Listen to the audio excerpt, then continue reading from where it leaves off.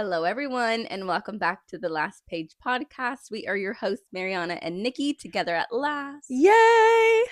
Guys, if you are not indeed watching us with your two eyeballs, if you're listening with your two ears, or maybe one ear or one eyeball, I'm not going to discriminate. We are reunited. What a way to open this episode. Oh, it feels so good, you guys. Merry Christmas. Merry Chrysler. Guys, Merry Chrysler. we are in typical Last Page Pod fashion. We have really jerry-rigged this all together. I'm not sure if that's an offense. Is that an offense? Is that offensive? What? Jerry-rigging? I don't even know what that means. Okay, well, hopefully not, because I feel like sometimes there's common phrases that are offensive. Anyway, just know that I didn't know if it was offensive. It's okay. Anyways, we really put this together at the last minute. We have little individual mics that hopefully will have better audio quality than the last time we were together. We've got chaos.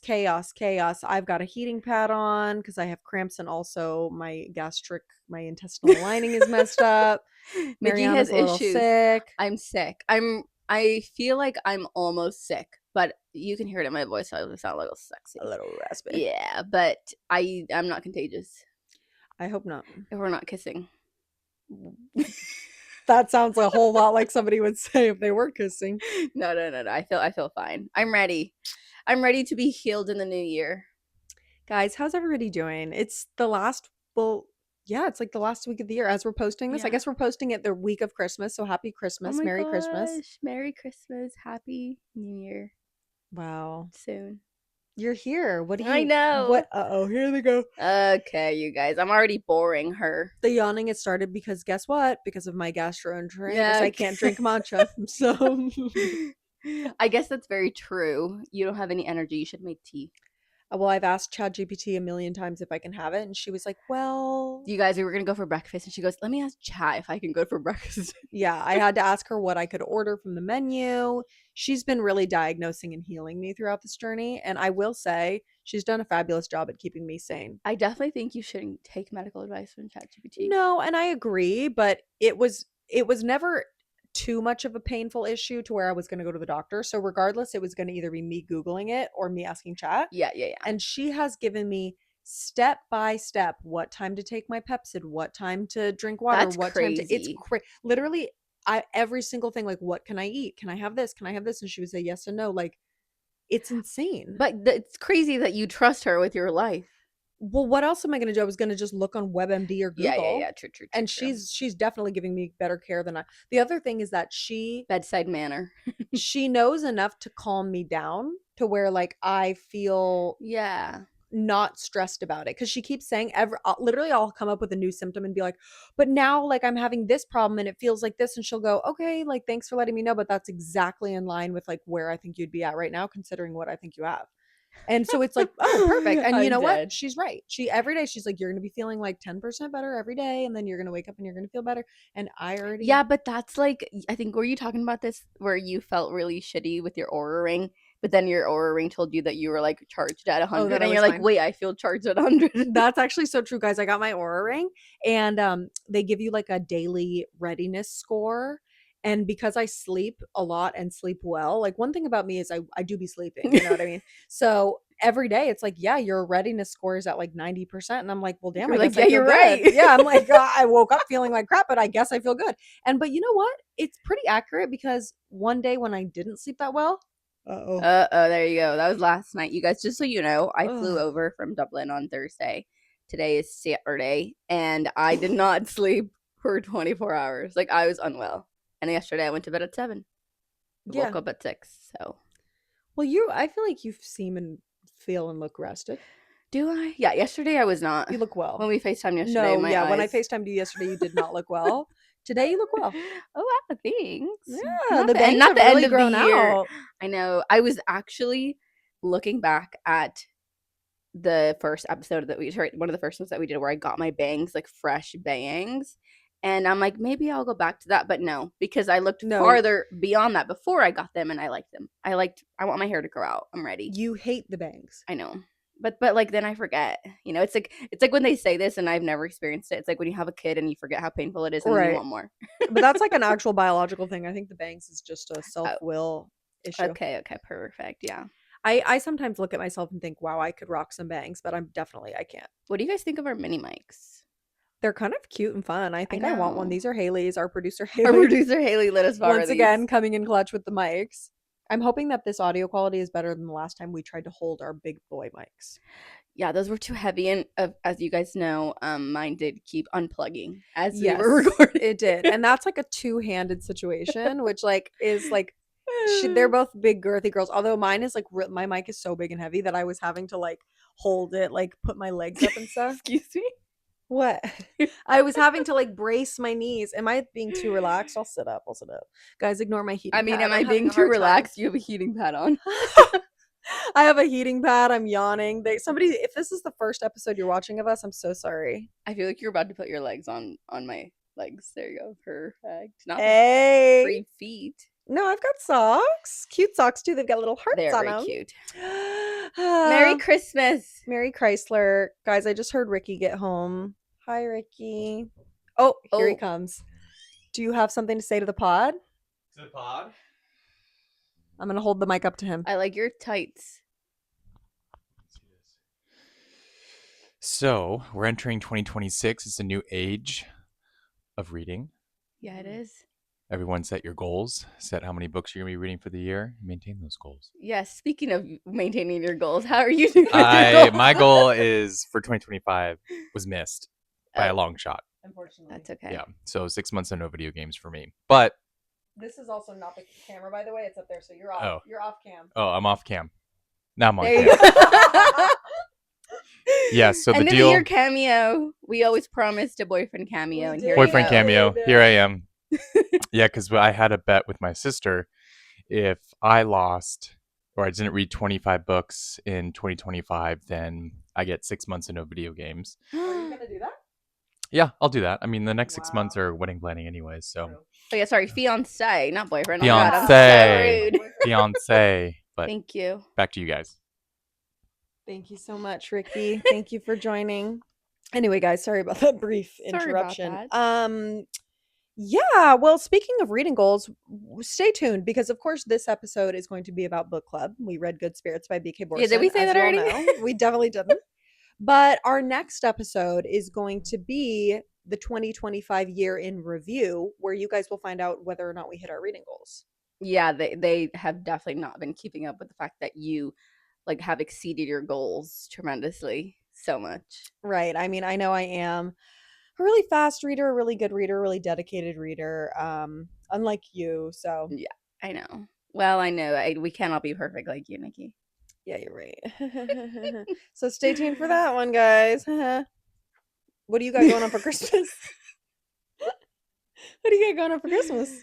A whole lot of relaxing. I'm ready. Are you working? Yeah, I am working. Oh. I'm working adjusted hours, so I'm working in the middle of the night. Right, perfect. Yeah, but not bad. I'm excited. I'm back with all my dogs. I'm back with my parents. Everybody is. Just know it's literally like 80 degrees here, and I was in Dublin before this, and I was wearing puffers and beanies and scarves, and here I don't need any of that. And guess what I packed? Puffers and beanies and scarves. Right. So that's perfect. Yeah, it's been. Oh, you know what? I wanted to talk to you about the fog. Oh, because so yes, you were showing me your picture of the fog. So on my live stream the other day, I heard that it was called radiation fog, which is that not the most terrifying name you've ever heard? Yeah, apparently, it true? So why the hell would they call something radiation fog if it has nothing to do with like chemical radiation? Apparently, that just means when the ground is really hot and it's like releasing heat, it makes fog. So they call it radiation fog. I need our scientists to let us know if that's true. That's what I was told, and the fact that they would call it that is terrifying because I'm like, well, perfect, we're all gonna die. Well, we might, but definitely not from radiation fog. Apparently not. No, it was really bad. There was like no visibility, and I had to turn on my fog lights. But on the highway as well, I told Nikki this. There was a car that broke down, and their porta potty came out the back. So there you go, via the radiation fog. The radiation fog was too strong with that one. It's like the mist of Blunder from One Dark Window, but it's radiation fog. I need to read it. I saw people were commenting that they love the One Dark Window series, and I need to read the second book still. Yeah, guys, did everyone continue that series from BookClub? Because I did, and I loved the second one. I thought the second one was even better. I know. I was listening to the second one, but I want to read it with my eyeballs. Yeah, I think it is a read with your eyeballs situation. Yeah. Ugh. Wow. I need to read so many books. Like when we did our.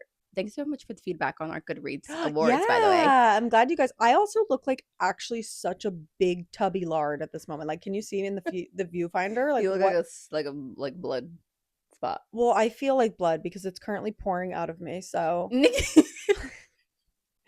these girls know. You guys understand. Okay, anyway, I'm sorry. I'm sorry. I'm not in a bad mood. I am just, in fact, cranky. You do look very relaxed. I'm happy for you. I know I feel pretty good once I'm in this position. So this is where I shall stay. Anyways, just know that I'm sweating. So as I do every time we film sweating here. as well. It's warm. But then if we turn the air on, people are going to hear it. Guys, you don't care about this. But not with our fancy mics. Okay, anyway, the air is on. If you can hear it, I'm sorry, it's Mariana's fault. Okay, so if you guys didn't listen to our previous episode, it was about the 2025 Goodreads Awards, which was actually a really fun episode to film. I know. I added so many of those to my TBR, but now it's okay. They sound so good. So many of them are so good. And spoiler alert, one book that we will be reading in January altogether is indeed from that list. So you'll have to stay tuned to see which one got voted in. I hope you guys, the Jan Book Club, know that I'm like ready and like I'm not ready for January book club pick. Just know that. No, same. That's like an Easter egg. Yeah, that's also how I feel. I think my whole crotch is pacing. Guys, I can't get comfortable on a couch for you. I know it's hard, isn't it? Right? Okay. I need a blankie. But okay, get a blanket. I don't want one. Nikki got her blanket. I got a blanket because now you won't see my crotch. Anyways, guys, so let's see. What is there to recap besides my gastritis? I don't even know what it's called. Inflamed intestines. Have you done anything fun for Christmas? Have you seen it? Did you go to the boat parade? No, we haven't really done anything crazy. I want to go look at Christmas lights. And we also, me and Ricky have developed this tradition where we exchange ornaments. Like we go into a store, pick out an ornament for each other, and then give it. Oh, that's cute. But we haven't done it yet this year. And I think I want to go to World Market. Basically tomorrow. No, literally. I don't know what. I think maybe tomorrow we're going to try and get, because we have family coming on Monday. My parents coming on Monday. So I really need to, as you can see, you know, my house is so clean. So I'm pretty much done with cleaning. Spotless. That's some big sarcasm, guys. My house is actually a freaking wreck. So I will be spending all day today and tomorrow cleaning. But hopefully also, you know, doing a little bit of Christmas cheer. I want to go. My mom wants to go to like the Candy Cane Lane street. Yes. So I think we might do that, and I think we might go to like a really. There's some by where we are. Yeah. We might do that, and then they wanted to go to the boat parade. Is that this weekend? I think it's every night. Yeah, you're right. It's like certain days, I think, but I've never really done or maybe I did the boat parade once. I think you have. Love lights. Yeah. I just want to see all the lights. We do have like lights all over my house already, and it's really cute. So. On the outside? Yeah. Cute. And a lot of houses by where we are have decorated, and like some of the main road, it's really nice. But I feel like there's just a little bit something missing for the Christmas spirit. It just came too fast. Very fast. I can't even believe it. I know. Was Dublin all decorated beautiful? Yeah, so Dublin was decorated beautifully. We went to the Guinness Storehouse, which we'd never been to before, and it was like Christmas themed. So it was cute. Yeah, that's cute. Like all of London obviously is all decorated. Yeah, London has been decorated for weeks now. But Dublin, I'd never been to Dublin for Christmas, so it was very cute. Literally, I feel like everywhere we went there was like some sort of lights and obviously like festive enough. Cute. But I feel like we probably could have gone to some of the markets, but we didn't. I don't know. You know, it's funny because things have lost their luster to me in the way of like I still love Christmas so much, but I want to do different things. Like I'm less interested in the gift giving of it all. I'm more interested in like sitting around the Christmas tree and chit-chatting and like I would love having a little cozy cup of cocoa. And like same thing with New Year's Eve. I was thinking about it. I was like, I would love to be planted on my couch the entirety of New Year's Eve. I don't want to go do anything. I think that is probably my plan. Yeah. I don't, because of the dogs and the fireworks, like it's always a lot for New Year's Eve, but you guys don't want to usually move. Do family stuff, right? Yeah, we only ever do family stuff. We never really go party hardy. No, I feel like your mom would love to host a party. She would love that, and we might this year. Who knows? People might come over. That'd be fun. I'm ready for the new year though. She could make a beautiful New Year's Eve cake. She already made Christmas cakes already. Yeah, very you guys, cute. her mom makes beautiful cakes. She does. I could just imagine her doing something with like disco ball theme for New Year's. Oh my god, that's a great idea. I might just tell her to do it for us. Yeah, You can have a slice. I would love some. I'll save a slice. I For can't you. eat it because of my. For her gastro issues, of course. Wait, can we Yes. talk about the Taylor Swift documentary for 1 second? Oh my gosh, you guys. By the time you're watching this, well, actually, this is getting put out soon. Basically, you've only seen the first 2 episodes, right? Yes. I feel like in between recording, we need to watch the other 2. They're like 2 hours long each. No, each just like 45 minutes. Oh, okay. All right. Honestly, it's so good. And I watched the first 2 episodes twice. Oh. Because I just love her. I love her too. And I liked how I watched it with my boyfriend's sister, and we were saying how it's nice that she's highlighting, it seems as though, different people's stories of like how they kind of became part of her like Cam. crew. Cam was cute, the dancer, Mandy Moore, like plucking her from like the fact that she didn't want just to be like a choreographed dance, but more of like a storytelling throughout. Like, well, Mandy Moore is saw an that icon. Because did you ever watch So You Think You Can Dance? No. That was like one of my favorite shows. Land. See, I never watched La La Land, but So You Think You Can Dance was like a dance competition show when I was growing up. I think it still exists, but nobody really watches it anymore, sadly. But she was one of the choreographers on there, and she was always so good. And now it's crazy that she's doing all of this. Like, how could you be a choreographer without being a dancer? She was a dancer. Oh, yeah. What about the little blonde girl? The blonde girl, Amanda, I think her name is. She also was a dancer. Yeah, that's what I saw. I saw her being a dancer and then getting injured or her back or something, and then now being a choreographer. Yeah, I feel like a lot of. Yeah, I thought it was cute, and like, sorry, her picking up the phone. Hey, baby. No. Oh my god. Immediately no. She is so obsessed with that man. I know. Hi, baby. I'm like, okay, baby. Boo, boo, boo, boo, boo. Oh, no. You get even more Taylor I get Travis. the ick. Really? Oh, you get it more? Well, yeah, it's like a whole episode. Not a whole episode about him, but what they talk about when he went up on stage and stuff. Oh my gosh. Yeah, that really was cute. Crazy. That was I just love that he's such a good sport. Yeah. And one of the things she says in one of the newer episodes is like, there's no lights that are too bright for him. Yeah. Where it's like it's not only that he's okay with all the fame, like he loves it. He loves to go up on stage. He loves to perform. Like he loves to meet people. But is that not like, I guess, what you would stay away from if you were Taylor Swift? Like someone who like wants the lights and the glitz. See, and the glam, I feel like she's only been with guys who are really like Joe was so like, I don't want to be involved or whatever. And for him, he's like, this is your life. Like, let's do it. Yeah. You know, and I think it's sweet that he's like, yeah, I'll go up on stage with you. That sounds great. Like, sure. I loved it. I want the other, like, I want to watch the other episodes, but I want to like sit and like absorb. Yeah.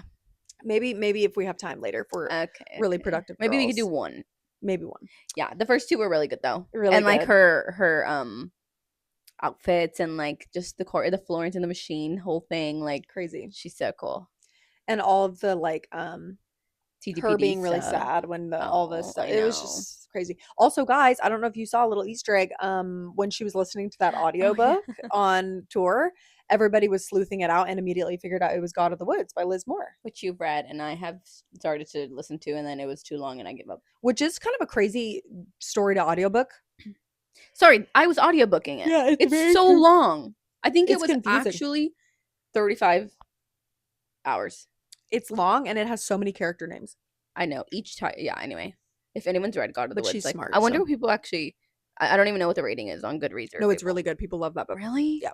Okay, maybe I'll just read it. And I'll be taking notes, apparently. Yeah, I found that it was easier to read. Because I audioed some of it, but I feel like you can do the audio once you get into it and kind of know who's who. Yeah. Did anybody audiobook Good Spirits, which is our book club pick, which we'll be talking about later? I did like half and half. I liked the audiobook. I think I did most of it. I think I did almost all of it, actually. I do have a bit of a... I'm trying... Oh, here we go again. Here we go again. Listen, I'm trying so hard not to yawn, guys. I can't help myself. I do find it hard sometimes with audiobooks if they have an accent to understand. Oh, I was telling her this morning, I was audiobooking it. I was like finishing up the last like bit, and I had it on like 1.8 speed while I was doing my hair, and Ricky goes, "What are you listening to?" And I was like, what do you mean? Like, I'm listening to my audiobook. And because I thought he thought that the concept was Yeah, weird or yeah, something. And he goes, it sounds like they're speaking in a foreign language or like an alien language. yeah, 'Cause like a it made was- up language. Yeah, because it was like a Too really fast. heavy Irish accent going really fast. And I was like, oh no, the guy's just Irish. He goes, oh. He's like, oh well, I love the Irish. Nikki. Oh, guys, I'm sorry in advance. It's because of her gut issues that she can drink her matcha. Thank you so much for explaining that. Every time. Well, I'm just so holly jolly excited for Christmas. I can't wait. I'm excited to be here with you in your presence as always. My God, I'm excited that you're here with me. And our little mics and our little blankets. I sure and our hope it little works sailor out. hats and our little sailor outfits. Well, I would love to dive into talking about this book. However, we have something exciting to talk about first. Which is Book Rec of the Week! Book Rec of the Week! Maybe that's our jingle. Book Rec of the Week! Book Rec of the Week! So annoying. Oh, excuse me. My microphone. Okay, guys, just a reminder, we are doing a new segment called Book Rec of the Week, where if you would like to share with us your favorite recent read, your favorite all-time read, it could be any book, just give us the name and a little description of why we should all read it, and you might be featured on the pod. So feel free to DM it to us, comment it, wherever you would like to share. So this week, we have a book rec from Hannah on Instagram. She said... Sorry, on TikTok. Oh, this is TikTok? Mm-hmm. Oh, Hannah on TikTok. She said, heated rivalry. And now I would like to note this rec was made in November. So I think this is before the actual show came out. But here's what she has to say. Heated rivalry / the Game Change series. It's been on my TBR for years now. But now that it's being adapted into a TV show, I finally locked in to read it and I'm obsessed. I absolutely adore Shane and Ilya's relationship because it's so unconventional and no one but them kind of gets their relationship. And I will say, I've been dying to watch the show. Everyone, and by everyone I mean no one, will shut up about this. It's people everywhere. Are obsessed. One of my internet friends, Kiara, you guys I'm sure know her and follow her. She is so obsessed. I don't know if you've been seeing her content. No. It's hilarious. She's literally fully like, she's made it into this whole bit about how she's like spreading the name of like the Hollander Church or something like that. God. And she like did a whole video about like, sir, yes, sir, like I will spread the good word about like Stop. She's like obsessed. And she's been people have been DMing her asking her like, oh, where do I watch it? She said HBO Max, and they're like, oh darn, I don't have a subscription. She sent them a $20 Venmo, and then she started doing it. I think she sent out probably like $500 worth of Venmos to people. Oh my God. As like, she's like, oh yeah, this is my like Christmas thank you, but also like I'm making everyone watch this show. Oh my gosh, that's so funny. Is that not so funny? I thought you were gonna say that she's been live streaming it. Oh, she's also been doing like live reactions and stuff, but we need to get in on this before it ends. Oh, I know. And I love like I remember recommending Heartstoppers to you, which is like a queer romance. Yes. And this is I think probably more rated R than that. Yeah, this is like a spicy I think it's like literally corn. Right, probably. Yeah, hockey man on man corn. Yeah. I think I want to read it first and then I will watch it. But you know who's also like a trailblazer to get everybody to read this and watch it? Lady Efron on TikTok, Brooke Averick, who also has a book coming out that I want to read when it comes out next year. But she's like, I watch every episode 5 times over each one. She's like posts on her story. She's like watching it again. Here I go again. Like people are addicted. Like fully. I know. Well, that is crazy. It's coming out every week, so I want to start watching it so that we can like get in on the discourse. You know. I know, but I don't know. HBO. I don't know if they have that in the UK. Like, am I so dumb? I'm sure they do. Well, because that's where Game of Thrones was, and I feel like everybody's watching. Oh, okay, perfect. Yeah, I think you can get it through Amazon. HBO, you mean Netflix? What? Netflix is buying HBO, aren't they? Are they? Yeah. Or is that you're thinking about Warner Bros? Who own HBO? What, guys? Why don't we just bring cable TV back? Honestly, at this point, I know. I'm excited. So that was a good rec because I feel like people have already read it or. It's like they want to read it, so. Well, people have said the book series is amazing. How many books are out? I think 5. Oh. Maybe I made that up. I have no idea. I actually just said that and I don't know. 5 sounds like a good series Well, number, let's by the look it way. up. I thought that they were all out and that it was 5. Yeah, I think what it is, it's supposed to be about, it's like a Canadian and a Russian. Oh, is Right? it? I have no idea. I Yeah. literally don't know anything. Book Oh, number. wait. Heated Rivalry Game Changers number 2. Oh, there's already 2? Whoa, it's a spicy little cover. Wait. Cover. Oh, the first one is called Game Changer? Yeah, that's the one that's out now. And then the second one is called Heated Rivalry. Wait, And what? then third one is Tough Guy. Fourth one is Common Goal. 5. Oh, there's 6 of them. Oh. And then Okay. the last one, the 6th one was out 2022. Okay. Wow. I think I need to do some research. Wow, these book covers are spicy. It's Niki Men. I'm dead. Wow, okay, I didn't realize Heated Rivalry was the second one. Okay, I need Sorry. to watch. I Those figure covers kill me. the covers is crazy. I need to watch the show ASAP. I think I'm gonna start it tonight. I think it's so funny because those covers, you know, with like the guy in the front or the girl in the front, whatever, are Mhm. the same covers that the off-campus Briar U series had at the beginning, Yeah. and then they redid them all to, like, you know, the funny little Well, that was the same with cartoony like ones. I feel like so many of the same thing with like Say You Swear was Yeah. like that. Like so many Oh, books yeah. were very old school, but it's like nobody now that romance has gotten so popular, it's like nobody wants to read They've books like redone that. them. Yeah, I it's do weird. wish that they would update the them on Fable. That would be nice. Yeah, like definitely embarrassing. Yeah, I'm like screenshotting my weekly read, or sorry, my monthly wrap ups, and it's like, you know, not that I'm reading all these. Oh, we know what you've been reading, Mariana. It's like every single one is abs. Ben comes over, he's like, "What is on your Kindle?" That's crazy. Nothing, it's my workout plan. Right. Duh. Perfect. Well, you know what doesn't have a cringy cover like that? Good Spirits by BK Borison. So cute. You have the sprayed edges one as well. So cute, guys. I have the sprayed edges. Let me see if I can show you. Also, look at the inside cover.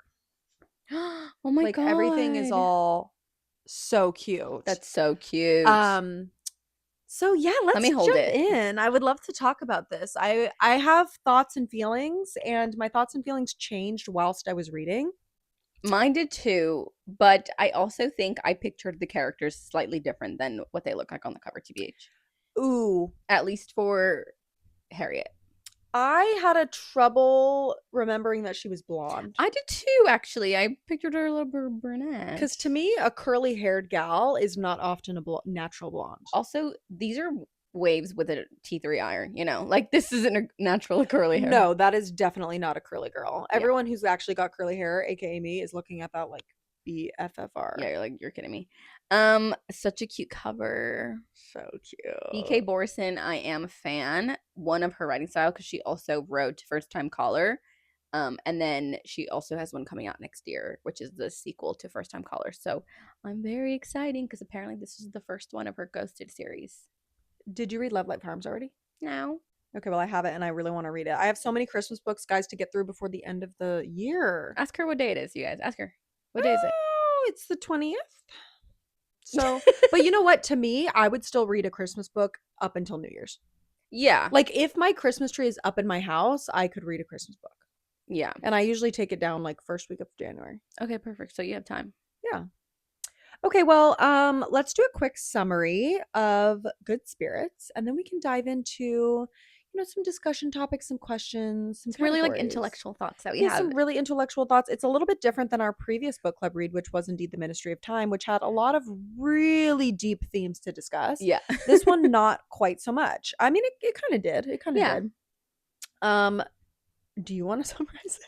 Take it away, Nikki. Oh, great. Okay. I did indeed finish this book this morning and I already forgot what it's about because it took me so long to read it. So basically it's about this girl named Harriet, and she is a sweet little girl. She's like works at she took over her aunt's antique shop. She's just sweet. She's mild, like nothing crazy. She's not a bad girl, right? People But all of a sudden, pleaser. people pleaser. She's kind of got this like really strained relationship with her family. She's very much like the black sheep of the family. She's just a sweet little girl, and that's it.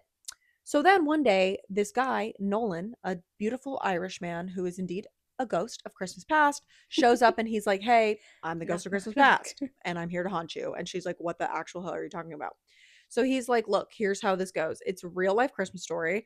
I'm the ghost of Christmas past. We're going to figure out what happened in your past that you did that was wrong or bad or whatever, because he usually deals with people who like steal or lie or cheat, whatever. And then he's like, then I'm going to pass you on to your next ghost of Christmas present. And then there you go. And you'll forget all about me and it'll be great. So she's hesitant. I love their little banter at the beginning because it was like actually realistic. Yeah. She was like, what do you even mean you're a ghost? Like, I feel like she's also books, like, go outside and you're an intruder. Yeah, knock on my door. Like, what are you talking about? Because I feel like in a lot of books, they'd just be like, okay. You're like, let me go along with this beautiful man. I'll do it, whatever they say. Yeah. So anyways, he starts taking her on these magical trips to her past. And they're seeing how like her relationship with her mom was when she was a kid, because her mom was like a total biatch, absolutely awful to her. Her sister and her were always really close, but her sister was kind of a suck up to her mom as well. So it kind of went on all these whirlwind trips to the past, but they never really figured out like what was wrong with Harriet, you know, because there was never a problem. Then one day, oh my gosh, surprise, we're in Nolan's past now. What the heck's going on? There's a little glitchy starting to happen. Nolan is starting to have little dreams. He's starting to feel the fire. He's starting to get bruises, and he's like, I'm a ghost. I'm not supposed to be bruising. Like, what's going on? Yeah. So they're like, uh-oh, he's starting to, you know, potentially get involved in the real world. Something's going on. And Harriet's kind of like, hey, maybe this is not about my past. Maybe it's about yours and helping you pass on to the next realm or whatever. So things progress between the two of them. They obviously start to fall in love. They're having a whole thing. She's sharing more of her backstory. He's sharing more of his backstory. Eventually, they get flashback into the past of the day of his death, which was back in the early 1900s in Ireland. He was like sailing on his ship and a big storm came and he drowned. So then in this scenario, he's trying to get them to flash back to the present. It's dangerous, whatever. Harriet falls in the water. This is a whole bit that we need to talk about where it's like she's starting to kind of drown. She sees Nolan, past Nolan. They kind of reach out to each other as he's dying, and then present Nolan pulls her out and they're able to get back home. Yeah. So now they're really kind of like, whoa, something's going on here. They still don't really quite know what's going on, but he finds his compass in the antique shop, but he doesn't want to tell Harriet because he's like, I'm not ready to let her go. Yeah. I love her so much. That's what he's thinking. So then, or more like, I love her so much. Was that good? The beginning was fun. I love her so much. Harriet. You out of all people should be able to do an Irish accent. Definitely not. I'm not good with accents. Because you don't hear Ben's accent anymore. No, I don't hear it anymore. 33, that's all I know. Anyways, so then they go to Harriet's mom's gala. That's a whole blow up thing. She finally gets to stand up to her family, which is great because her asshole mom, her asshole sister, her asshole dad, like all of them, whatever, she gets to finally stand up and be like, this is my life. I'm living it how I want. Goodbye. And that's like closure for her. Closure for her. The compass is the only thing that's missing for him now. Yes. So now they kind of have this last couple of days together. They're trying to avoid the inevitable because they know that this is going to happen. She wants to help him pass on. She's worried she's going to forget about him because that's what happens when, you know, the ghosts do the handoff, whatever. She ends up gifting him for Christmas the compass because she found it in the store. And they had this really emotional goodbye. He goes poof and he disappears. Mm-hmm. Now that we find out later. I cried. Yeah, she cried. I didn't, but I felt emotions in my chest. So I didn't really cry at a lot of books this year. That's just a side note, which is kind of crazy. Yeah. I think I have like a handful, like 3. Yeah. So anyways, we find out that he's been stuck in somewhat of a purgatory because they're trying to kind of figure out like how to get him back to the present because he now has a choice. And crazy, her aunt was the one who from the afterlife was kind of guiding them this entire time. And he basically, now that he's kind of fulfilled his time warp, jump, duty, soulmate, fate, whatever, he gets to decide, okay, now are you ready to be passed on peacefully to the afterlife? Or like this whole thing was about bringing you two together. Do you want to be back with her? And then happily ever after, they get reunited and he's a human again. That's crazy. He's a real boy. He's a real boy now. I cried. I loved it. Like that was such a great, like very high level summary. So we could talk about like some of the specifics as well. But I just overall liked the book. I didn't like it in the beginning, and then I think I slowly but surely started to like really like fall in love with the characters. Mhm. And I did listen to most, if not all of it. So I felt like that helped because with books like this, it's easy for me to go through to do the back and forth because it's dual POV. So there's Nolan and then there's a Harriet. So that was really nice. But I did really like it. We can talk about each character. Yes. I will also say as well, it took me a minute to get into it. I think, one thing I've noticed for me is that if I read a book too slowly, I am never quite into it because I was only reading it like 20 pages a night or something. Like I really wasn't reading it in big chunks, so I think I had a harder time with it, but once I really got into it towards the second half of the book, I really enjoyed it. But yeah, maybe we should talk about the characters because Harriet was an interesting one. She was very much like came from a really toxic household where she never felt she was good enough for anyone. And I feel like that was what was her struggle with finding Nolan and meeting him, is because she kind of never really believed that he might actually be interested in her, or she just always sort of felt like not she not was good enough. yeah, not good enough. Like I feel like everything and the way that they wrote her character is like very much a people pleaser because her parents didn't accept her and like didn't believe that all the choices that she was making were true to who she really was. They're like, why are you doing this? Why are you rebelling? Why are you not following? Like her parents were lawyers and she was a lawyer and gave that up. And they're like, oh, you're doing that because you're being a rebel, not because that's who she really was. Dude, her So mom sucks so bad. Her mom, I hated her. And so very gaslighty too. I know, and like so gaslighty, and also just like rude, really rude. They have an interaction when they go to the gala with Nolan, and it turns out he called her a potato head. I thought that was kind of funny. I was like, you go, dude. So I really liked her character development, but in the beginning, we kind of just see that she is doing everything just to kind of cruise by and like not feeling good enough. And her aunt, who I feel like her and her aunt were really similar, passed away. And so she was like still missing her aunt, kind of going through that. So then when Nolan shows up and he slowly starts to like bring her back to her previous memories, the first one's like when she was little and she can kind of see her parents not really paying attention to her or like loving her. And then the other one is when she's talking to them over dinner and says like, I don't want to be a lawyer anymore, and they basically kick her out, kind of thing.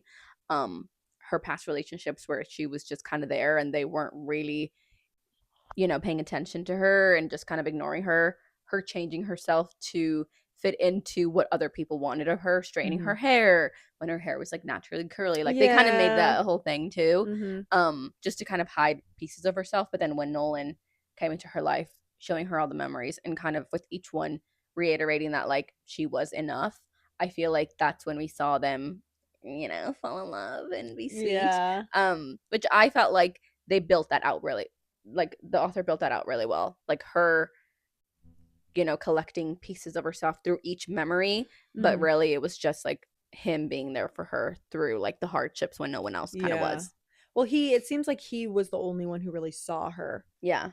And even in the memory with the boat and stuff, like with the little sailboat that she stole and whatnot, he was kind of like, he understood why she was doing these things. And she had internalized so much shame and guilt about like, oh, I was a bad kid, or like I had done something wrong at this dinner when I was like prioritizing myself. No, I was actually like letting my mom down, whatever. And he was able to say like, no, you are all these things in these collections. Like when he was talking about all her colorful stuff, he's like, I know, this is you. And like if they're not going to accept you for you, then that's not that's not your fault. Like you're allowed to be all these things because that's what makes you like your own person. So I feel like that was really sweet. I liked how they described her as like colorful when she was kind of by herself in the antique shop with Nolan with her little candy canes, like endless, with her like pink puffer.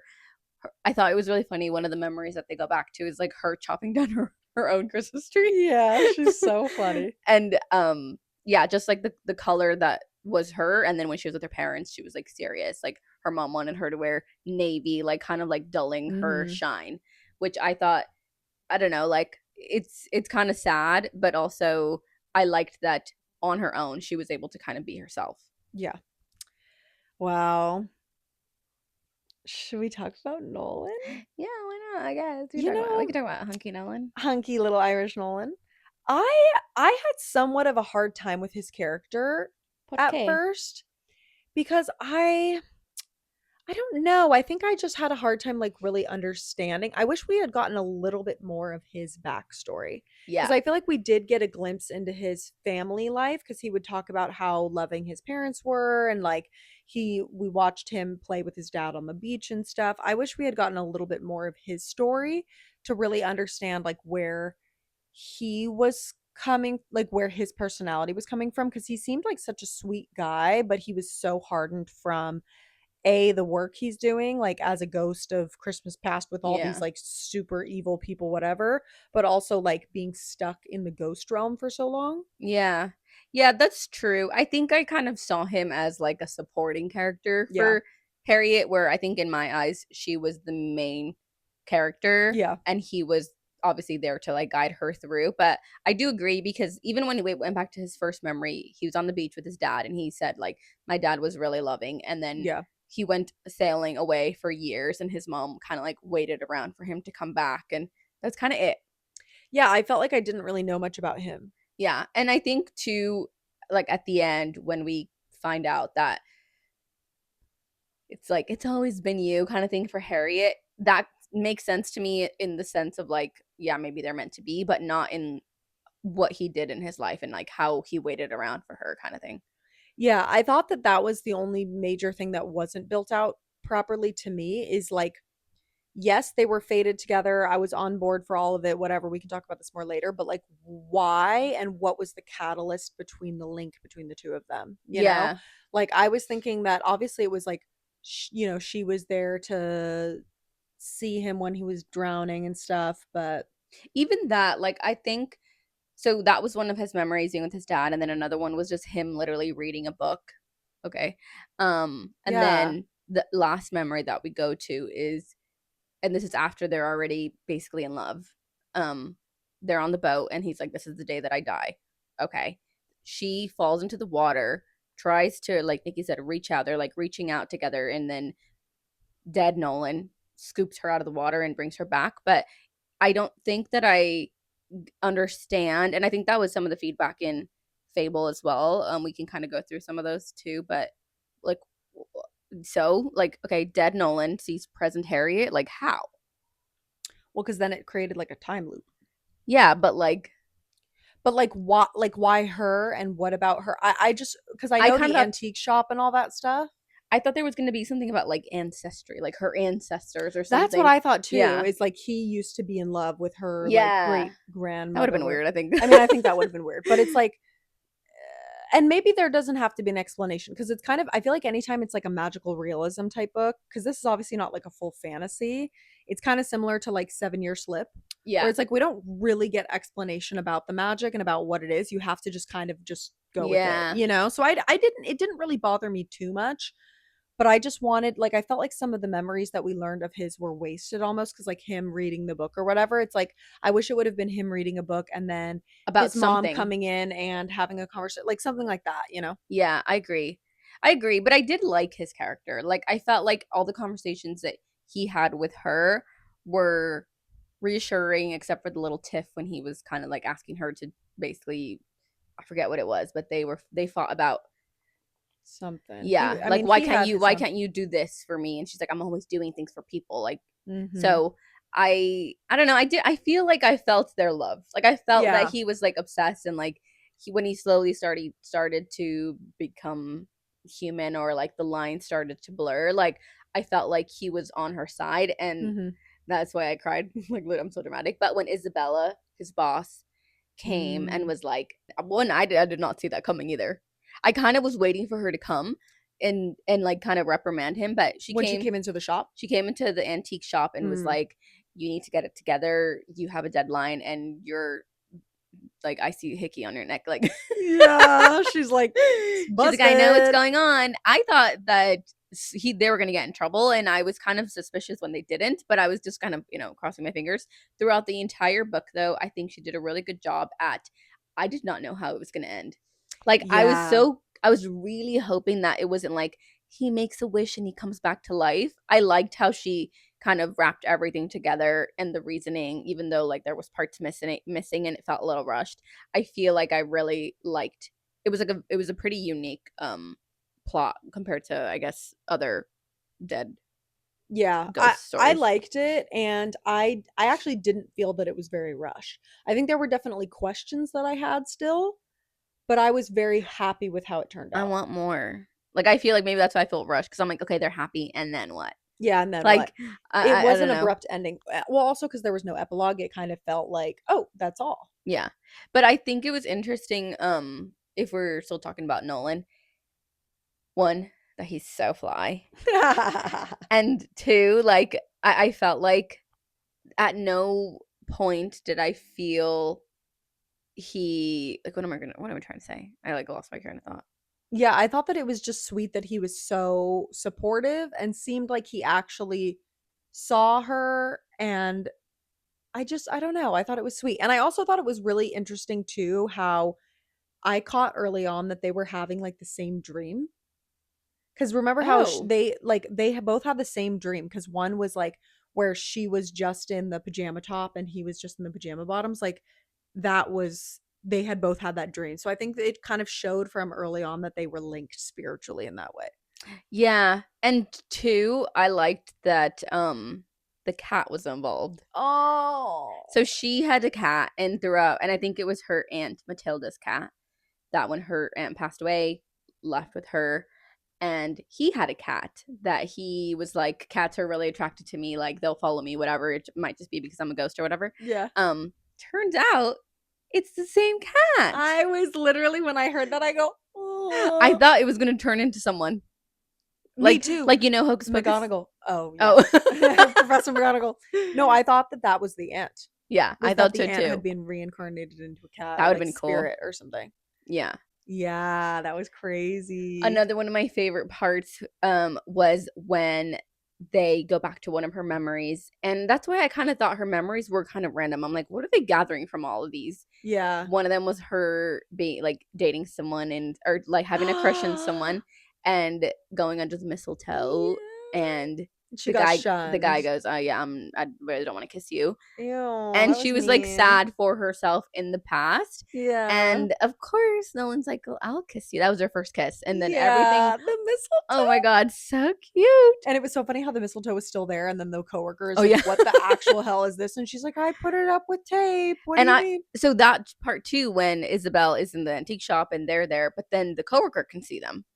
And I was like, Yeah. what's going on? Well, I also wonder, like, what was the whole deal with the Reapers and stuff? Like, I thought that was eventually going to tie back into it because it was like, oh, maybe they could go back and the Reaper could decide maybe he won't die. Like, I was confused as to what that was about. Yeah, I kind of thought it was just maybe to reiterate like the afterlife. Like someone like funny things. It's like, oh, hell is actually A when waiting you're just a room. waiting room and then you're hearing the air conditioning, like whatever. Yeah. I felt like maybe it was just like elements of that for her. It seems like they were really pushing it though, and that's why I was confused as to like, Yeah. ooh, something's going on. So I was wondering if there would be a tie-in with that, but Yeah. I don't know. I felt like it was probably just I didn't really pay too much attention. I was kind of just like, oh, I hope she doesn't die and then she gets, chased by a reaper. yeah, seriously. No. I I also know. thought when she had fallen off in his memory, I was like, oh, I wonder what's going to happen because it's a memory. So she can't actually die, can she? Yeah, well, it seemed like she could have. Or she could have gotten like frostbite, is kind of what I thought. Yeah, but then it was also crazy how the concept of like they were getting wet with the rain but couldn't feel it because it Yeah. was a memory, you know? Or I think it was when she was cutting down the tree that they were watching her cut it down.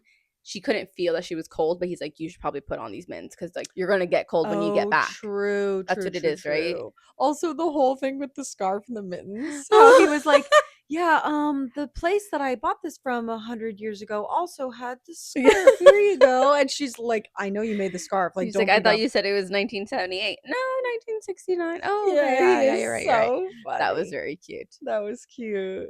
What I was gonna say was when she fell into the water, I thought that my guess at that point was like, okay, she's also gonna die, and then they get to be together in the afterlife. Oh. But obviously not. My theory for that was that she was gonna save him So like since they were there, she fell in, and when they were starting to reach out to each other, I was like, okay, if she can drag him up to the surface and save him, then maybe it'll like complete the time loop, and him and his past will become one, and like he'll be alive or something. Yeah. But then it's like, well, that was so long ago, so like now is he old or what? I know. And two, I think that I have a little bit of an issue with just how long ago he died. Same with like the Ministry of Time, where it's like they don't belong in this Yeah. timeline. But I guess it's fine because they, are each other in every timeline. Well, I think for him especially, like he's been living in these, so he like, but that was the other thing that I thought was inconsistent with his character, is that it seemed like he knew about some modern society stuff but didn't about others. Like there was a lot of show references he didn't know, there was like slang references he didn't know, and I'm like, well, if he's been living in modern time period, whether or not he's like out and about with the people, like he should know what, The Bachelor is or whatever. Like that I thought was a bit of an inconsistency with the writing. Yeah. Is that I didn't love that it was like he knew some modern stuff but not others. Maybe because he was Irish. I don't know. But like he was living in, I guess the question is, where was he living the whole time? Oh, I think he got assignments, and then that's what's another thing. It's like he got assigned Harriet. They're both like, oh, I don't know why, but like let's figure it out together, I guess, kind of thing. And in my mind, I'm like, okay, it's 2025. This is when he's assigned to her, but he could be going back in time and being assigned to different people in different times of their life. It might not all be current. Oh, I thought it was all current. Oh, I don't know. Maybe. I also was curious as to where he would be living in between assignments, because I know it was like in between he would just be so bored. Well, he was living in a boathouse, no? Yeah, but in Annapolis. So I'm like, were they all in Annapolis, or like was he just there for the year or what? Is he on vacation? Yeah, I guess so. I kind of figured it's like he's stationed there until his assignment is up. Yeah, but no, maybe. that was his permanent home. He's like, oh, this is my home, and I love to be X, Y, and Z. That's what's weird. Well, I think it's because that's where he died. I thought he died in Ireland, off the coast of Ireland, on a boat. See, these are the questions that I'm like, I liked the book, but I've got some stuff I gotta ask. Actually, I don't know. I don't know about that. Yeah. Interesting. Well, also, how did you feel about the sister coming back later to apologize? Yeah, so that's another person I'd like to talk about. So we can talk about the gala scene. So basically, you guys already know her and her parents don't get along. She quit being a lawyer, so her family it was like a year ago. Her family invited her to the Christmas gala. Fine. She goes with Nolan, and she sees her sister there, who she hasn't really talked to because they, don't get along. I thought that the sister, in my mind, she seemed nicer until she started talking to her at the gala. Like in my mind, I kind of was like, oh, maybe they just don't really speak because, for whatever reason. Like I didn't think it was that big of a deal until we actually got to hear from a character, and I did not like her sister. Well, I was just so disappointed in her sister in the moment of when her mom was like yelling at her and stuff, and like telling her to come take the picture and your disappointment and blah blah blah. Like the fact that her sister just like looked at her shoes and stayed silent, I was like, wow, that's really messed up. I know. I also though understood a little bit of her sister when she's like, all you want to talk about is work, and she's like, well, I love my job. Yeah. So that is my life. Which, especially like, being a lawyer, it's like that takes literally up all her time. Yeah. So yeah, she's like, well, that is my life. Like you need to be able to listen to it. Yeah. So I felt like I kind of understood that. So I didn't like when she came back and asked for her forgiveness or whatever. I just thought it was annoying that I'm like, too little too late, go away. Yeah, I mean, I felt for her once she explained the feeling of like, because obviously Harriet always thought her sister was the favorite of the parents and blah blah blah, and she was the weirdo and the black sheep, but her sister on the other side was like, I had to be perfect all the time, you got to have your own personality and rebel and stuff, and I was always jealous of you in that way. So I think there was a lot of miscommunication between the sisters, and so I understood where she was coming from when she said that, but it's like, it's kind of like I hope Harriet doesn't take her back so easily, and that she's at least like gives her another chance, but like, okay, prove to me that you're willing to, because it's like, I wish she would have come back and said, hey, after you left, I stood up to mom and said, it's like, I want to know, like, are you actually going to stand up to your family or no? Also, I wonder if like the author's trying to make it realistic, where it's like, the sister is the favorite of the family, and like that's fine with her kind of thing, but she also wants to have a relationship with her sister, with Harriet. And with the parents, like, they're never going to change. So, like, Mhm. let's ditch the parents. Fine. But you and I can work on things. Yeah. I just felt like she didn't even, did she even apologize for her parents? Like, oh, I'm sorry, they're so annoying and I don't agree with what they're saying. Did she say that? I think she did.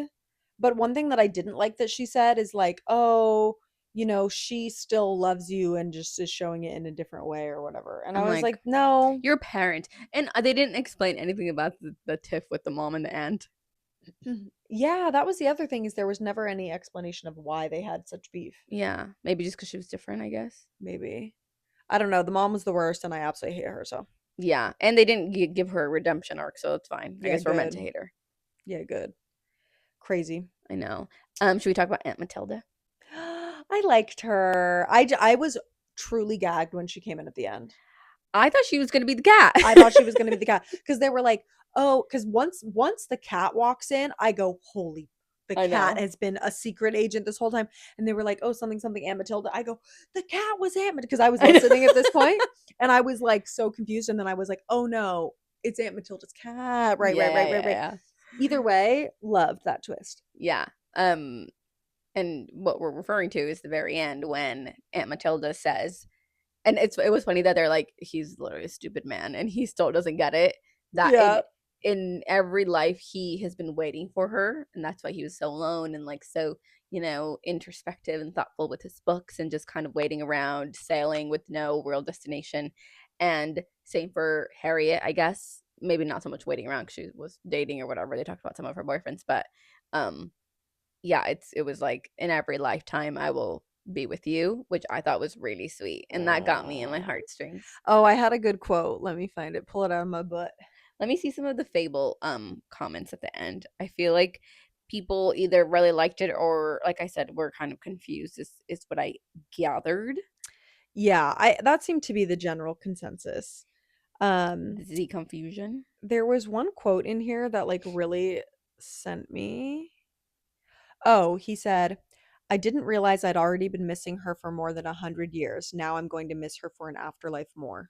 That was before they like had to separate. And I'm like, oh my god. His I liked that for the going away part. We got some of Nolan's dialogue as well. Right? That was his chapter. This was, I think, right before he had to leave. Yeah. Yeah. I liked that. Yeah. Oh. That was crazy. And when she was, oh my god, was this the part where you started crying? When she was holding on to him and he was like fading away and she was like, don't say goodbye to me, just say I'll see you tomorrow. Oh my god. Oh my god, even thinking about it, I have a tear in my eye. I can't. I know, it was sad. Oh my gosh, someone gave it a 2 stars. Wait, I'm gagged. Should we read it? Why should I? Yeah. Hannah said, it takes a lot for me to like a romance book, and unfortunately this one just didn't hit. It started off strong for me. I was liking the humor, the slight mystery, and I did really like our MFC. However, as it went on, the rating just kept slipping. However, there were some cute moments. Yeah. And I did love the FMF. Which was that one again? Man. Yeah. No. Main female character. Oh, maybe she meant FMC. Female main character? I don't know. Or MMC? Main man character. Male main character. What did you guys think about it being a Christmas book, but like the essence of Christmas wasn't all there? You know, it's funny because I kind of like a Christmas book that's like overload Christmas, because I want, if I'm in the Christmas mood, I want to read like a Christmassy Christmas book. Kind of like How My Neighbor Stole Christmas, like overload. Yeah. This like, one to me wasn't very Christmassy. There was like very subtle hints of it, which is fine. I mean, I don't dislike it. I just kind of enjoy a book that's a little bit more overtly about Christmas. I do too. And I feel like it's a good lead up to Christmas, maybe. Or even after, honestly, because it's more like wintry, I would say. Yeah. And like, I think the cover of it maybe, like, I would say maybe Love Light Farms will be very much more Christmas because it's like a Christmas tree farm. Christmas tree farm. But I did wish it was a little bit more, or like, maybe I've just read so many of these, but like, I wish they went ice skating. That was nice. The mistletoe, but they didn't. I'm like, I wish they went to a Christmas farm. I guess they kind of did when she was cutting her down her tree. Oh yeah. Yeah, it was not Maybe she I wanted think it the to be ghost more element, versatile. yeah, it didn't feel like it had to be a Christmas only time of year book, but it's definitely like like I'm not going to read that in July. Yeah. Maybe I would, I don't know, but No, I probably wouldn't. no, I wouldn't either. But yeah, it seems like a lot of people were just saying, like, Lucinda said, I felt the ending was rushed. I still have questions that haven't been answered. Emily said, I'm a bit confused, but the last line was beautiful, which was, you better get used to having me around. I sniffle, haunting me. No, he smiles, loving you. Very That's cute. sweet. Harriet. Yeah, everybody, Megan, Kay, everyone's a little confused, but did enjoy. So that's good. I agree. I agree. The mistletoe part though was so cute. Was very cute. What did you have any other like favorite scenes? Yeah, I guess we could talk about the rated R portions. Oh, I was you said it went on too long. Yeah, but I was listening to it as I was Yeah. deplaning. So I was You, like, like, turned it okay, down to volume one? yeah, literally. No, I felt like we had talked about this before we read this book, which was like, how are they gonna foof it up if he's dead? Yeah. And I still don't know how I feel about that. No, see, I am okay and on board with foofing it up with the spirit if you can touch them. This, once again, I always bring it back to this stupid book. I'm sorry, Ashley Poston, I have to say this. The Dead Romantics is one of the worst books I've ever read, personally. Yeah, you said that. Because they couldn't touch. It was not a spirit that you could touch. Yeah. At least with this, like, because he's her guide or whatever the heck, like, they're able to touch each other, and he developed like feeling again. Because that was the other thing, is at first I feel like he didn't have any feeling, you know, but then as he discovered his body again, he was able to touch her and feel her. Not discovering his body. Yeah, you know, he was going through puberty. So that I was okay with. Same thing within Phantasma. It was the same thing. If you guys have read that one, it was like a phantom, a ghost, but she could touch him, you know? So it's like, to me, then it doesn't feel weird. Yeah. I liked it. Like, I felt like the scenes were pretty good, and we got 2 good ones. I was surprised it was actually so spicy. I know. I kind of was too. I didn't think she did that much spice. I don't remember it being so spicy or actually it was pretty spicy. First Time Caller was spicy. Oh, was it? I didn't realize that her books, I don't know why I kind of thought she did a little bit more like closed door. Maybe those are slightly more. Love Light Farms. Yeah. Maybe. I don't know. I get that vibe from them. Maybe because he's wearing a beanie, but and like they're covering their face. I know. Yeah, that's funny. That did shock me a little bit, but I thought it was written fine. I mean, I'm kind of picky about smut, but nothing offended me. Yeah, nothing offended me except for like, I don't know. I don't know. It felt pretty standard. Like anybody could have written that. Yeah. You know? Yeah. That was it. And we got 2 good ones. So yeah, I was fine with it.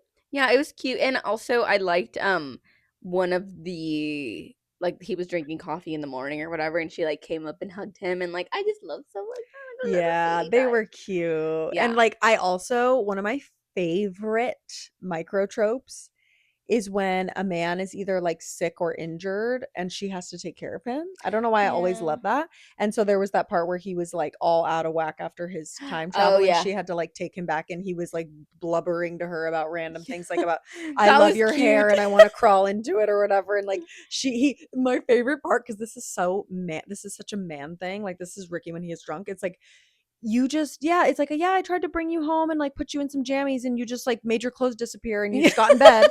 And he's like mortified, and she's like, your briefs are on, don't worry. Like, he's like, what are you wearing? She's like, well, you also made my clothes disappear. Yeah, right.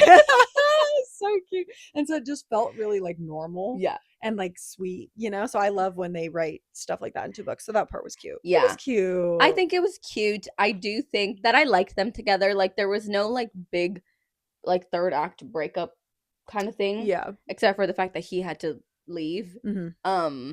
Which even then, like, there was no miscommunication. Like, I feel like throughout they were pretty, I don't know, I feel like it was like a kind of like, obviously not normal relationship, but like he liked her, she liked him, cute, but it has to end fine, peace and love, and then they leave. But then, well, how do you feel about him keeping the compass a secret? I don't care. I think I missed the big pivotal moment. I remember him kicking it under the thing. Yeah. But I don't know how he realized that this was the answer. I mean, well, maybe I missed that. I think it was just because he realized, like, oh, that's my compass. Like, it has to be this. Yeah, you know? But I also think, like, with her antique store, the little thing that it was Isabella's, I guess. In Yeah, her that was confusing because here was my theory at the beginning. So I thought that the music box that had the crack in it, because I looked back at the timing and the girl returned the music box after her and Nolan had met. So in my mind, I was like, oh, what if that was originally his? Yeah. And then the moment that they officially met, it like sent shockwaves and like cracked the thing. Oh, and that's then, a good one. Right? And then the lady returned it because she was like, I didn't notice this crack before. Like it had appeared overnight when they met. Yeah.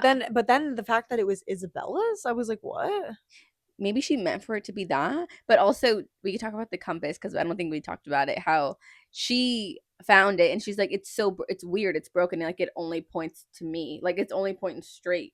And then when he was holding it was like only pointing straight to her. The compass will guide you home. Oh my god, that was cute. That was so cute. No, I really liked it. I thought it was sweet. I thought so too. I didn't want to like it for some reason, and I ended up liking it. I think in the beginning we all kind of felt that her character was kind of funny. It was a slow start for me, but it picked up. Yeah, I agree. I did really like it though. Okay, question. Yeah. Do you believe in soulmates? Here's the thing, is like yes and maybe. Okay. Because I feel like there's definitely I like the idea that like you can have many soulmates. Someone will be like your friend soulmate. Someone will be like your lover or your partner or whatever. Like I feel like there's more than one just like romantic soulmate. But I also like the idea of the invisible string theory of like the butterfly effect. We talked about this before, where it's like all these little things had to lead up to this. Yeah. So I feel like yes, because if there is an idea of a soulmate, like you will find a way to meet that person. Like I feel like, you know, you could be my friend soulmate if you want. You know, it's like what? How did we get here? You're saying, and it's like tie it all back, kind of weird. Yeah. Yeah, it's funny because I remember I always used to be very much like, yes, I think people have soulmates. And then Nick Viall from The Bachelor one time said this, and I was changed forever. And now I always not say by that. Nick. Not that I really even like him because I think he's somewhat problematic and annoying. But he said that he thinks that it's actually more romantic, that the idea of there being multiple soulmates for everyone. Yeah, where it's like I think that each person has multiple people on this earth that they could be like romantic soulmates with, but it's more thoughtful and romantic and sweet that you choose when you find one of them to choose that person. Yeah. You know what I mean? Where it's like there's many other people that I could live a full and happy life with and be in love with, but I'm choosing to stay with this one person because that's the person that I want, you know? Yeah. So I kind of feel like each person has multiple people that they could fall in love with. Yeah. Well, I think too, which I feel like maybe we've talked about, it's like love is when you get to choose that person over and over. So I can see that where it's like every day you wake up and I'm choosing to be with you, not because I feel like I have to. Yeah. But I do think that it's like how you meet them. It could be like that butterfly effect. Yeah, like a little faded. Maybe more faded than soul. Well, also I think it could be possible that some people never really get to meet their soulmate. Which is devastating. I mean, first of all. But it's like if you're not putting yourself out there, or if you're consistently choosing people that are unhealthy for you, or whatever, like I think people can block themselves from meeting their soulmate, because I think that there's somebody out there for everyone, truly. Yeah. But I think that there's multiple people out there, but some people like don't allow themselves to see it or settle. Yeah. Like I think that is like terrifying. Yes. To think that you could just be like, oh yeah, this is it, but it's like everyone sees that it's not except for you, kind of thing. But then eventually, don't you think that ends up working itself out to where it's like people don't typically, I mean, obviously this is like not all situations, but like even if you settle and then eventually like get divorced as when you're old, then you'll eventually still make your way to that person. Maybe. I guess that doesn't always happen for everyone, but maybe. Because some people might meet their soulmate when they're 80, like who knows? Yeah. Or you could die and never have a soulmate. Which is devastating. Or you could find soulmates in other things, you know? Yeah, I do agree with like platonic soulmates. Yeah. Or even with pets, honestly. Oh my god. Like, yeah, I feel like some people have soul animals. Yeah. That's like Jorah's my soul boy. My little soul. I have 4 soul pets. Yeah. But yeah, very interesting. I've always been fascinated by that concept. And I feel like that was kind of played on here. I love stuff like that, like soulmates or like dreams and like people in your dreams, and it's like it's so that's or like crazy. the idea of like I'll find you in every lifetime threat. Yeah, it's like okay, fine, fine, jeez, come find me. Or like I always like to send Ricky little, like if you see two little animals, I'm like, that's us. I know, you know, it's like little raccoons or little worms. Yeah. Yeah, very cute. Love. Wow, this book was cute. Do you have an overall rating? Oh, do I? Great question, Nikki. Yes, I think all in all, I feel like I want to give it a 4. I think I would give it a 4 as well. Yeah, I agree. And I would recommend anyone to read it. Like I thought it was really good, and I feel like their love felt very like gradual. I liked it. I thought it was unique. I thought it was well written. I liked the characters. I thought the plot twists were good. I would give it a 4. Yeah. I don't think it blew me away. It's not a 5-star, but I think it's definitely higher than a 3. How many pages is it? Well, yeah, it's kind of long. It's like almost 360, I think 370. 330. Yeah. No, this isn't even the end. Yeah. It's pretty long. You said she's doing a sequel? So this, if you look online, it says Ghosted #1. Oh, wow. So I would say there might be a #2. Okay, I'm interested. I'm ready to read it. I'm interested in that. I know. But I wonder who it would be about. My guess today is that it's going to be about Sasha, her coworker. Her coworker. I was thinking the sister, but that makes sense. Is the sister married? I forget. No, I feel like the sister needs a redemption arc. Yeah, maybe. But I would like to read about the coworker as well. The coworker seemed funny to me. Crazy. Yay. I hope you guys liked it. Love. Oh my gosh, it's our last book club read of the year. Yeah, you're like it's our last book club read of the year, which is crazy. I can't believe it. But we do in fact have a new book club book to announce, guys, for January. I'm not ready. Do you want to tell the people what it is? For January 2026, kicking off the new year strong, and we're gonna be reading drum roll please, Atmosphere by Taylor Jenkins Reid. Yay! Wow, I'm scared. very excited and also scared. I have heard that this is quite the emotional roller coaster. I love Taylor Jenkins Reid. I think she's such a fabulous author, and from what I have heard from people, this is indeed her best book. Really? Yes. That's what Haley said. That's what a lot of people have said. This is her best book. Oh my gosh. Which is crazy because I've read 3 of hers, I think. Which one? Oh yeah. Daisy Jones I would give a 3. Malibu Farms. Malibu Rising I gave a 5. Malibu Farms. Daisy Jones was a 3. 7 Husbands of Evelyn Hugo was a 4, and Malibu Rising was a 5 in my book. Okay, I read One True Loves, and which I need to read as well. And and 7 Husbands. That's it. Oh, really? Mm-hmm. Yeah, I'm excited. I think also she does a really fabulous audiobook. I hope it's still the same narrator because Julia Whalen normally narrates her audiobooks and she's amazing. Oh yeah, you like her. I love her. So I think I'm going to try and audio some of this. Okay, I think I want to read it because if I'm going to read, like, I want it to be like imprinted on the pages. Yes. Okay, guys, let me tell you a little bit about what it's about. This is a book that came out in 2025, actually, and this was on top of the Goodreads. I think it won the historical fiction category, but it's very highly awarded, so people are really loving it. It's basically about a woman set in the 1980s in the NASA space shuttle program. Her name is Joan Goodwin, and she's an astrophysicist. And basically, it follows her as she's training to become an astronaut. So I think it kind of highlights a lot of the like discrimination against women in that time period, and like the new, because I mean space travel in the 80s is still relatively new, so I've heard it's quite science heavy, like it's very, well, it's my intellectual year, so I'm ready. Yeah, guys, we're gonna be smart next year. Very starting next year though, like do not expect anything from me, right? In the not next 10 for days. The rest of the year, no, absolutely not. But yeah, I'm very excited to get into it, and I'm nervous because I've heard it's very emotional. And you guys all voted for this, so you better friggin' read it. Yeah, seriously, you better read it. And if you've already read it, like we'll record the episode, you send it to them, and then we can all discuss. I can't wait. But yeah, guys, make sure you stay tuned because we will have one more episode of the year before we round out the year, and that's going to be, actually, you know what? That may or may not get posted by the end of the year. TBD. But just know that we have an episode coming for you, and it is going to be our 2025 year in review. So we're going to be talking about our entire year wrap up. How many books we read? How many books we read? how many books we read? What our favorite genre was? What our favorite this. So we've got something cooking up for you. So get excited. I can't wait. Wow. Merry Christmas, everyone. Merry Christmas. We love you so much. Thank you for listening this year. If this is our last episode, thank you so much.